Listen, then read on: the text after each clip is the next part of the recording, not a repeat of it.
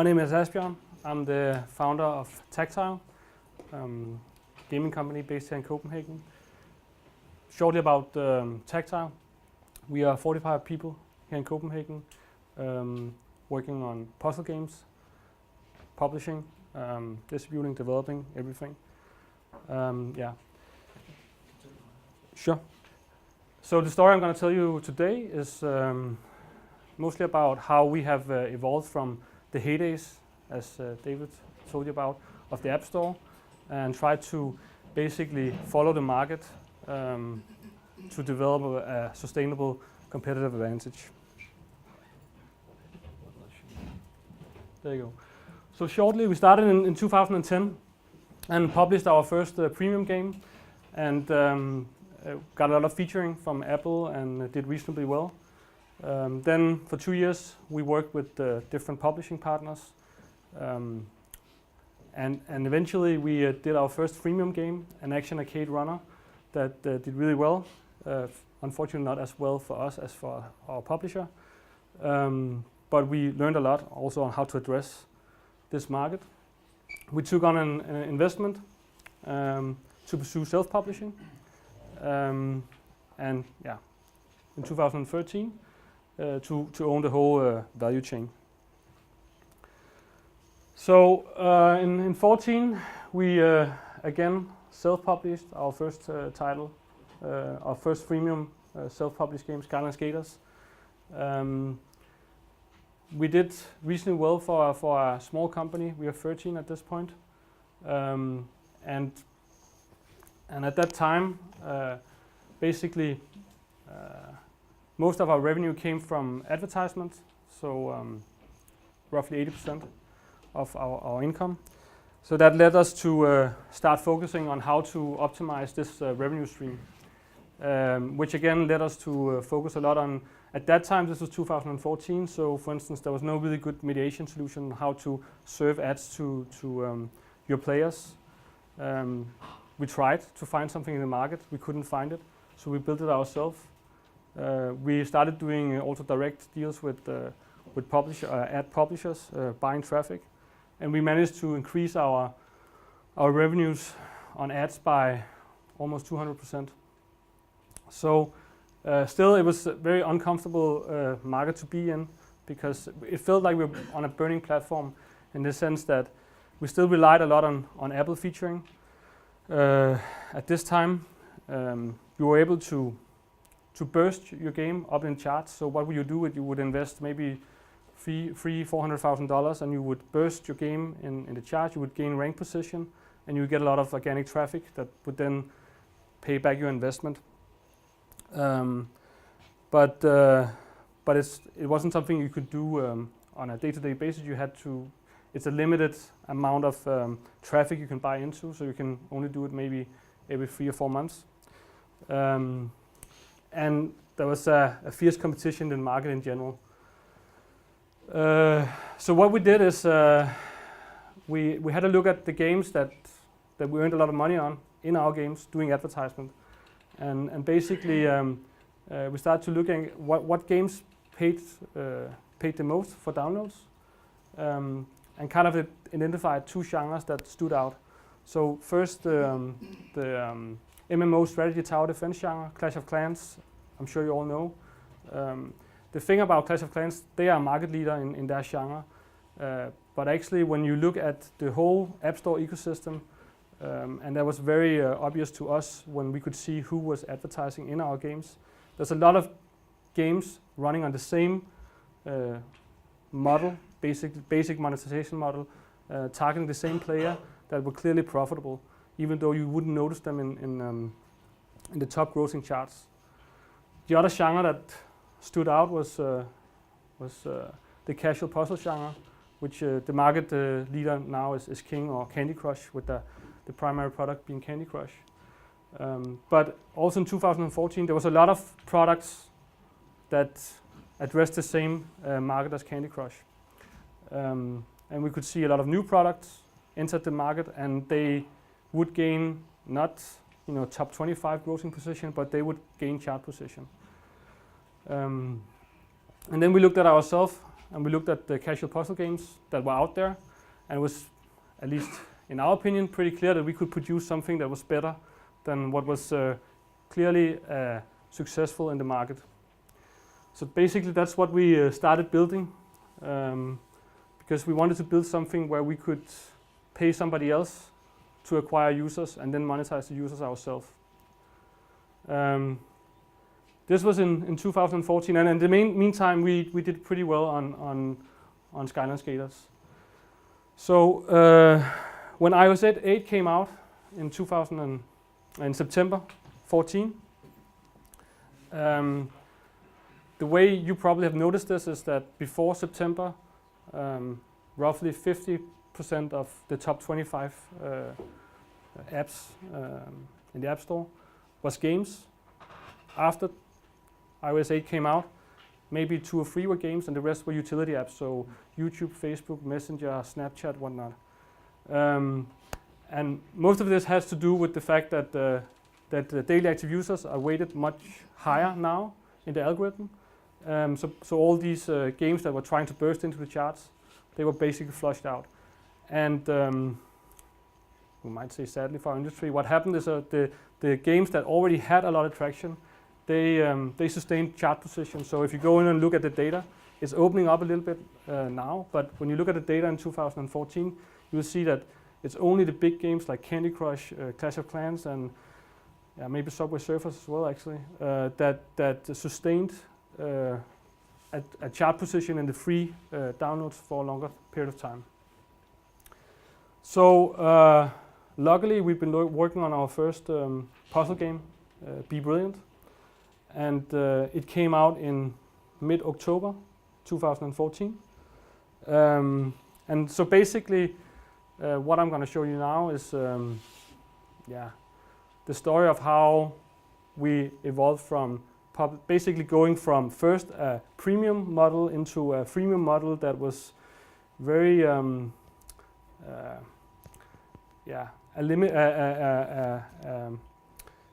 not sustainable situation because the market has changed so much, and then going into a business model where we could monetize our users on a performance-based based on performance-based marketing.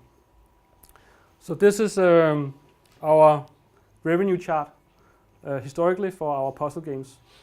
So we have some action games going on in the background, but I don't want to put that noise in here.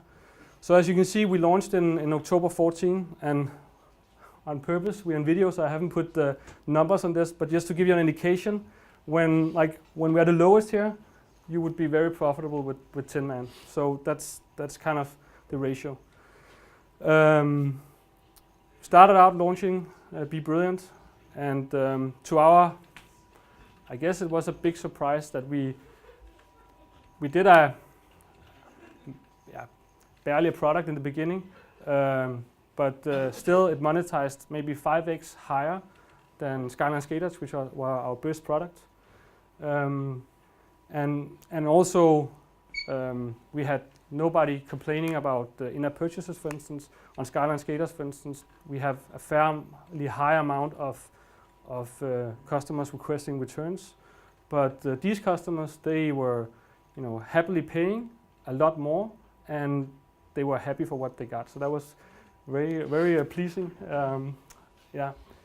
So we slowly started, and we're still 13 people at this point. So it was actually mostly me manually doing campaigns. Started out doing working with some of the ad partners that we worked with on the supply side, buying into what we thought were the best networks, and it didn't really work so well in the beginning. Then in mid-February, we figured out that we might as well try Facebook, and it worked very well. So our return on ad spend, before we had to pay the invoice to Facebook, we had the money back. So that was like really, that's not how it is now, unfortunately. But at least in the beginning, that was something. And then so basically we started growing here, and about here, we're spending maybe $3,000 a day on Facebook alone, managing it manually, and we could see that it began to be a real challenge to be managing this, and it wasn't really that's at least not how we think about it, scaling manpower-wise. We were pretty certain that you could automate this.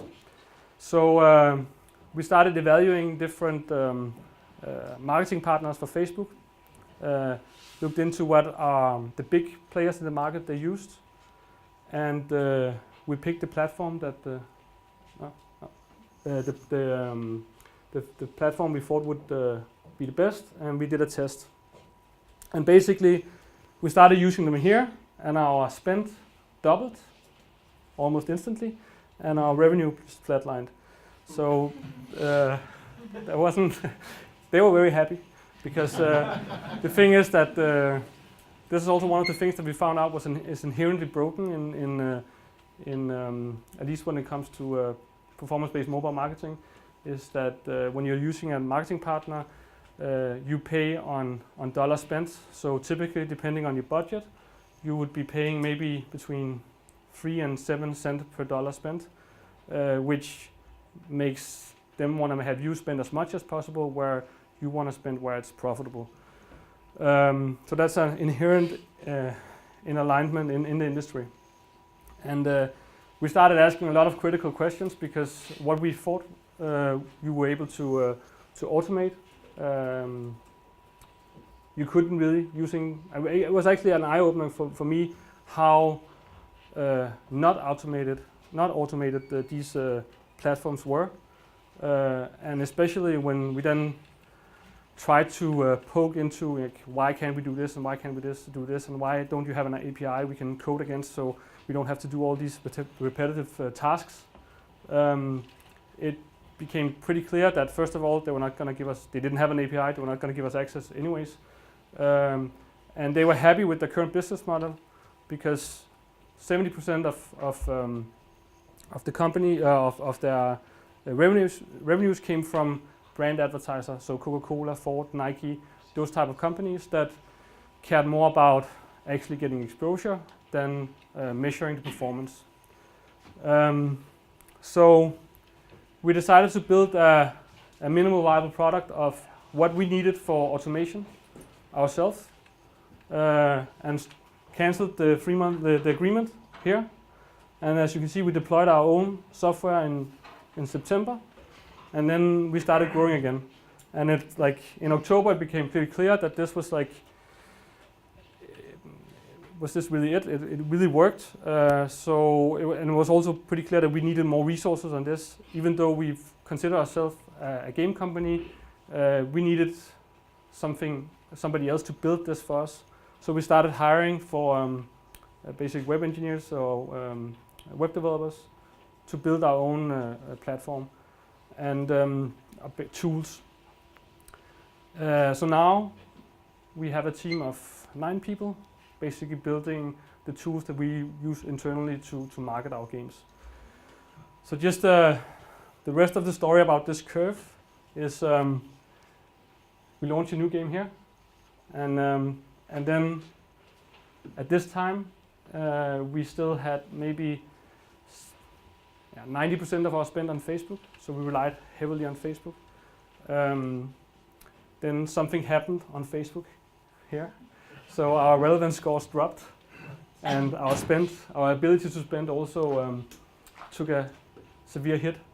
You can't see this on this chart, but our actual earnings also went up because we didn't spend anything in this period. So what has happened in this time frame is us now focusing more on a better channel mix of marketing channels. So now Facebook is only maybe 20% of our overall budget, and we're now like seeing this curve again. So this is January; it's not done yet. So it's going to be up here somewhere. So hopefully we've now built a sustainable, at least for the next couple of years, sustainable competitive advantage. So I guess the learning here is when I originally started out, I actually used to work for a game engine company called Crytek.